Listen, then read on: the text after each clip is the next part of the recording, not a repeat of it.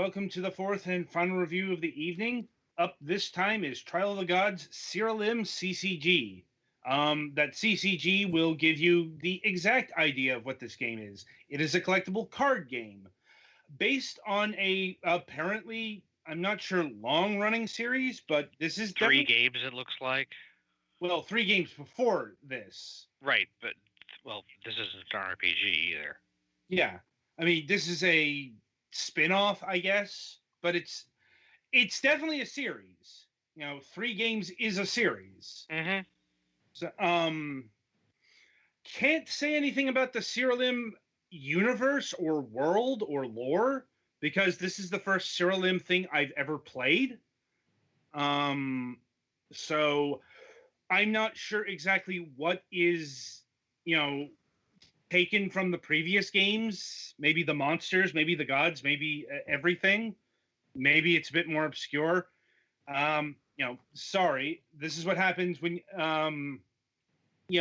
the fourth game spin-off is your entry point. That being said, as far as the collectible card game portion, let's see. Well, first of all, it's not a virtual collectible card game. That is to say, in the sense that you don't. This isn't like a free-to-play or artifact. You pay $20 up front and you buy booster packs. It's just the complete package, and what you have in the game is what you get, at least at this stage. I don't know if they have DLC plans. It's possible, but I'm sure that would involve a lot of game balance things. But what you do get here is basically Triple Triad and Tetramaster. Those really addictive side games from Final Fantasy 8 and 9.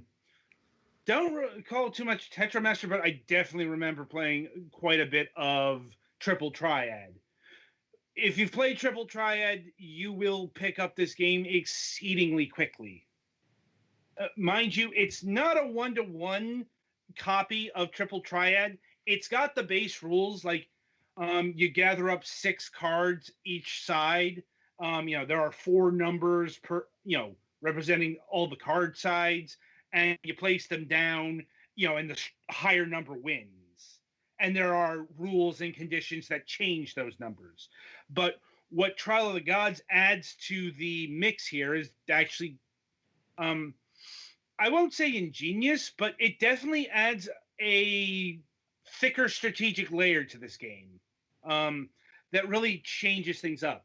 See, your card, your sides are red and blue, and all of the cards are colored red and blue.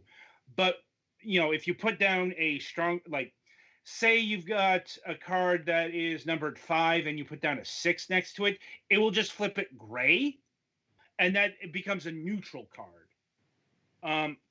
The conceit here is not only to flip the card to the gray, you flip it to your side, and in order to do that, you have to pull off an overkill.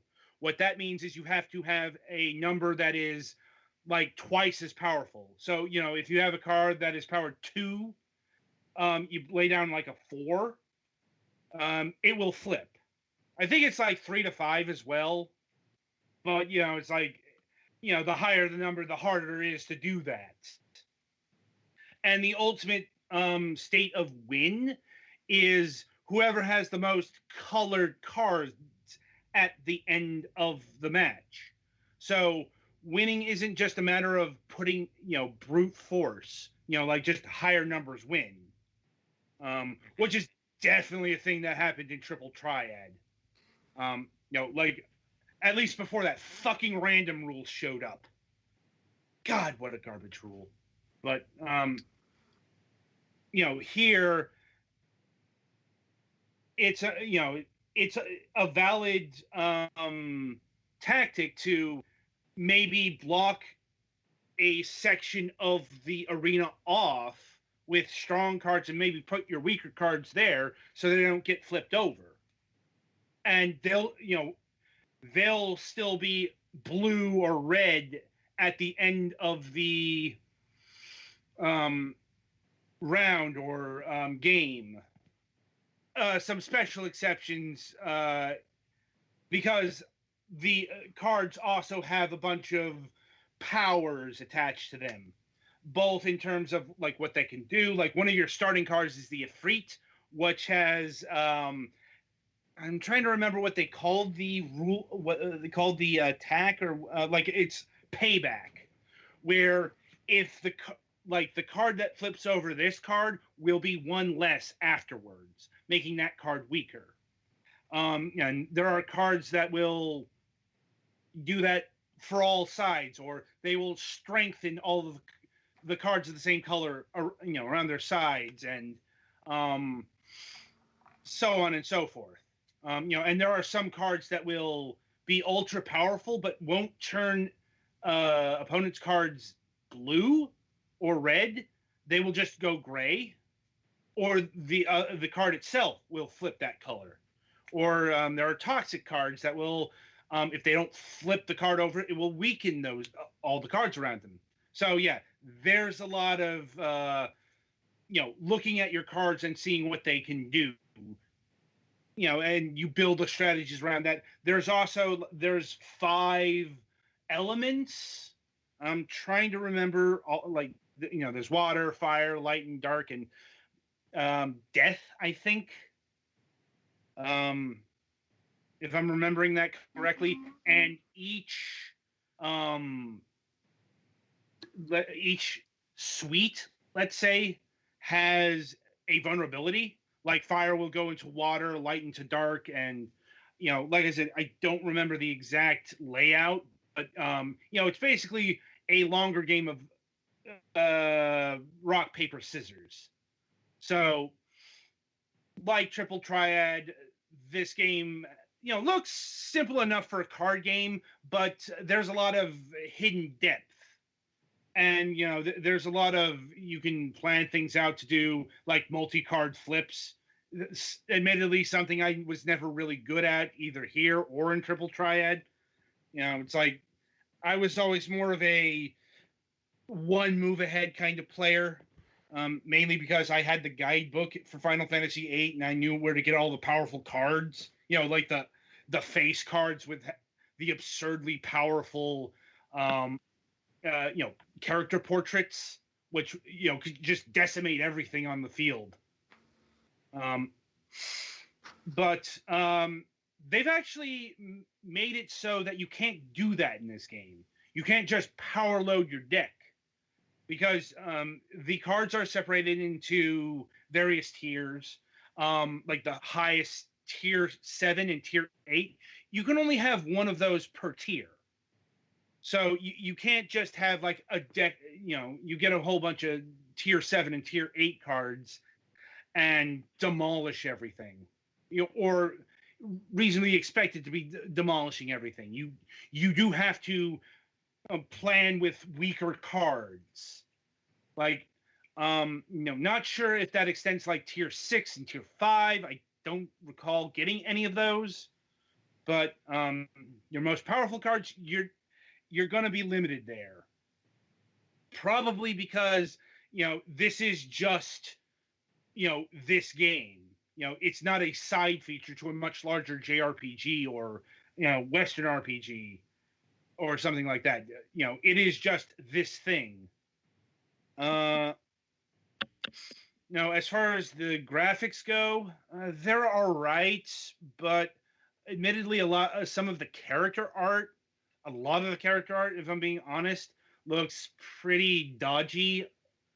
Like, I'm not sure if this was designed for a lower resolution kind of game.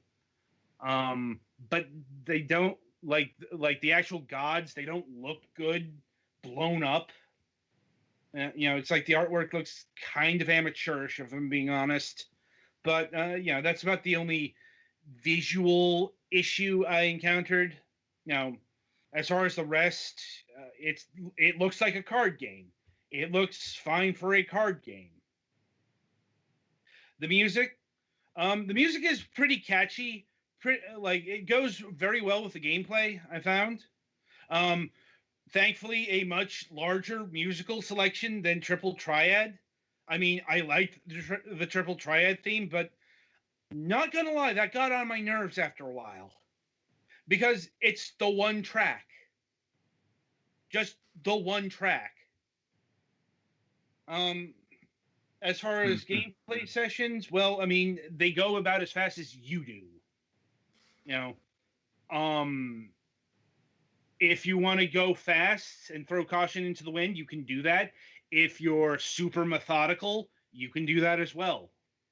But in terms of like actual playtime, your average card game isn't going to last long. These games are designed to be pretty short. Now, in terms of structure, well, the initial structure, there's a campaign mode, which is split into 15 gods, 90, like, each realm is 5 battles, with a 6th boss battle. And the way you get cards is you get them by beating stages and beating the boss. There's but there is post-game content. That's when you can unlock randomly generated battles to make your cards stronger. Because another task you can do with this game is collecting all of the 100 plus cards. There's also a local versus mode, 2 players. So if you've got a friend who's a card fiend as well, you can play that. This game does support the remote play together, but that's not a thing we tested and would want to test given our previous interactions with it. But I will say it probably would work better than an action game like Shovel Knight. Like I could see the remote play together actually working for this because it's a turn-based card game. It's like this is the kind of game that could have a play-by-mail feature and it would make sense. So yeah, if you're into card games, if you liked Triple Triad, I would say this is definitely a worthwhile purchase. In terms of a purchase, this game is $13. Bit steep. Especially since you could for around the same price, maybe on a discount. Like I'm not sure how much like Final Fantasy VIII is going for right now on Steam. Because if you really want to, you could just pick up the Patient Zero. This whole affair, with a much bigger game attached to it. Let me see here. Yeah, Final Fantasy VIII original version's clocking in at about the same price, $11.99, and even the remastered version is $19.99. Like, gotta be honest. In pure purchase terms, I'd say get Final Fantasy VIII with Triple Triad. Like, yeah, Trial of the Gods is a deeper game, but Triple Triad isn't that much shallower, and you get Final Fantasy VIII attached to that. I guess the retort there is you also get Final Fantasy VIII attached to that, but that's a discussion for another time. On its own, it's a solid game, but it's like I'd probably recommend getting one of the Final Fantasy card games before going into Trial of the Gods. These things do not exist in a vacuum. And yeah, that'll about do it for not just Trial of the Gods here, but for a review session. The week ahead. So, our recording session for Monday has been delayed a week. More on that on Wednesday. Let's see. Coming up for... I hate it when my notes aren't in the proper place. Coming up on Wednesday, April 29th, we'll be having Francisco Gonzalez of Grundislav Games back on the program. We'll be talking about his latest adventure game, Rosewater. I'm looking forward to it. I've enjoyed his previous work. And we might have a Friday show. It's kind of dependent on a few things. Kind of waiting on some stuff to be shipped to us. And that's all I can say right now. And yeah, until then, I shall wish you good gaming.